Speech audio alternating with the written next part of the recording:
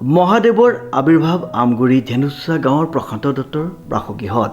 উল্লেখযোগ্য যে শুক্ৰবাৰে পুৱতি নিশা শিৱসাগৰৰ ধেনুচা গাঁৱৰ নিবাসী জ্যেষ্ঠ ভাওনা শিল্পীৰ লগতে বহু পুৰণি ভাওনা সাজসজ্জা আৰু ৰূপসজ্জাৰ স্বত্বাধিকাৰী প্ৰশান্ত দত্ত ওৰফে বাছা দত্তই সপোনত তিনিভাগ শিৱমূৰ্তি দেখা পায়। ইয়াৰে দুভাগ তেওঁ চাব পৰা নাছিল, কাৰণ ডাঙৰ আকৃতিৰ নাছিল। বাওঁফালে থকা ভাগ তোমাক অৰ্পণ কৰিছোঁ, তুমি যথাসাধ্যৰে পূজা কৰিবা, ভৱিষ্যতে মহাদেৱৰ মন্দিৰ স্থাপন কৰিবা। সেইমতে শিৱ ভক্তগৰাকীয়ে নিজৰ পত্নীক কথাটো অৱগত কৰে আৰু ৰাতিপুৱা যি স্থানত মূৰ্তিভাগ থাকিব বুলি সপোনত কৈছিল, তেওঁ মাতৃৰ সৈতে চাই দেখি মূৰ্তিভাগ এটা কলপুলিৰ ওচৰত মাটিৰ পৰা নিজে নিজে ভোলানাথৰ মূৰ্তিভাগ ওলাই আহে। খবৰটো পাই স্থানীয় ৰাইজ আৰু ভক্তসকলৰ লগতে বিভিন্ন স্থানৰ ৰাইজে আহি সমাগম হয় আৰু সকলোৰে মংগল কামনাৰ বাবে মূৰ্তিভাগ তেখেতৰ গৃহতে স্থাপন কৰা হয়। বৰ্তমান বিভিন্ন প্ৰান্তৰ পৰা কিছু উৰাবাতৰি সম্প্ৰচাৰ হোৱাত তেখেতে ধৰ্মপ্ৰাণ বৈষ্ণৱবৃন্দলৈ সেৱা আগবঢ়াই কয় যে কোনো ধৰণৰ দান বৰঙণি আগবঢ়ালেও নলওঁ, আৰু তাত এখন বেনাৰ লগাই থৈছে। এই বেনাৰখনত লিখা আছে, ফটো নুতুলিব, কোনো ব্যক্তিয়ে মন্দিৰৰ নামত দান বৰঙণি নিদিয়ে যেন। বিভিন্নজনে আহি মানে অগণন মানুহ আহি বস্তুটো প্ৰচাৰ হৈ গ'ল। তাৰপিছত মই ৰাতিলৈ সন্ধিয়াৰ পাছত পুৰোহিত আনি গাঁৱৰ প্ৰায় 7-8খন গাঁৱৰ মানুহ গোট খাই ইয়াতে প্ৰতিষ্ঠা কৰা হ'ল অস্থায়ীকৈ, আৰু গাঁৱৰ বিভিন্নজনৰ ল'ৰাই আহি মোক এইখিনি সহায় কৰি দিলে। মই অকলে একো কৰিবলগীয়া হোৱা নাই, সকলোখিনি ৰাইজেই কৰিছে।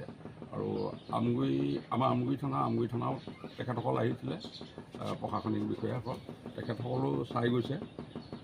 চাই তেওঁলোকে কৈছে যে ৰাইজে কৈছে যেতিয়া বোলে একো নাই আৰু সিমানেই। আমি আপোনাক এটা প্ৰশ্ন সুধিব বিচাৰোঁ। আমি সামাজিক মাধ্যমত শুনিবলৈ পাইছোঁ, হয়, আমি দেখিবলৈ পাইছোঁ, তেখেতলোকৰ লগত এই সম্পৰ্কে কিছুমান হয়তো লোকে এই বিষয়টো সম্পূৰ্ণ মানি ল'ব বিচৰা নাই। কিন্তু এই সম্পৰ্কত আপোনাৰ প্ৰতিক্ৰিয়া কেনেধৰণৰ?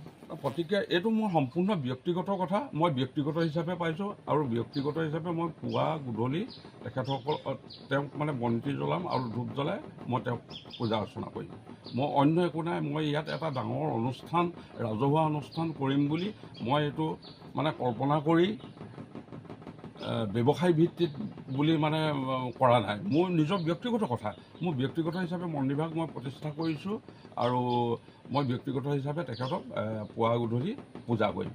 হয়, ইতিমধ্যে আপুনি এখন চাইনবোৰ্ড তাত লগাই দি আমি দেখিবলৈ পাইছোঁ যে কোনো ধৰণৰ মোৰ ইয়াত দান বৰঙণিৰ কথা নাহে, কোনোবাই যি সেৱা শুশ্ৰূষা কৰিলে নিজৰ মতে কৰিলে। এই ক্ষেত্ৰত আপোনাৰ প্ৰতিক্ৰিয়া কেনেধৰণৰ? প্ৰতিক্ৰিয়া মানে এইটো কাৰণেই কৰা হৈছে, মোৰ যিহেতু ব্যৱসায় বুলি বহুতে কৰি ল'লে, বাছাই নতুন ব্যৱসায় আৰম্ভ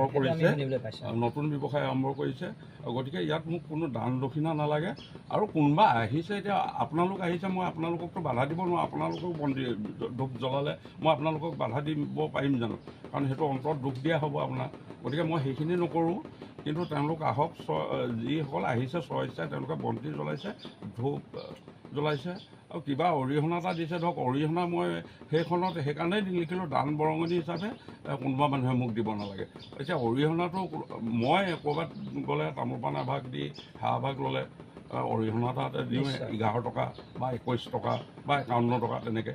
কিন্তু সেইটো মই কেনেকৈ বাধা দিম বাৰু? আৰু মানুহে কিছুমান অপপ্ৰচাৰ। Bureau report, news now.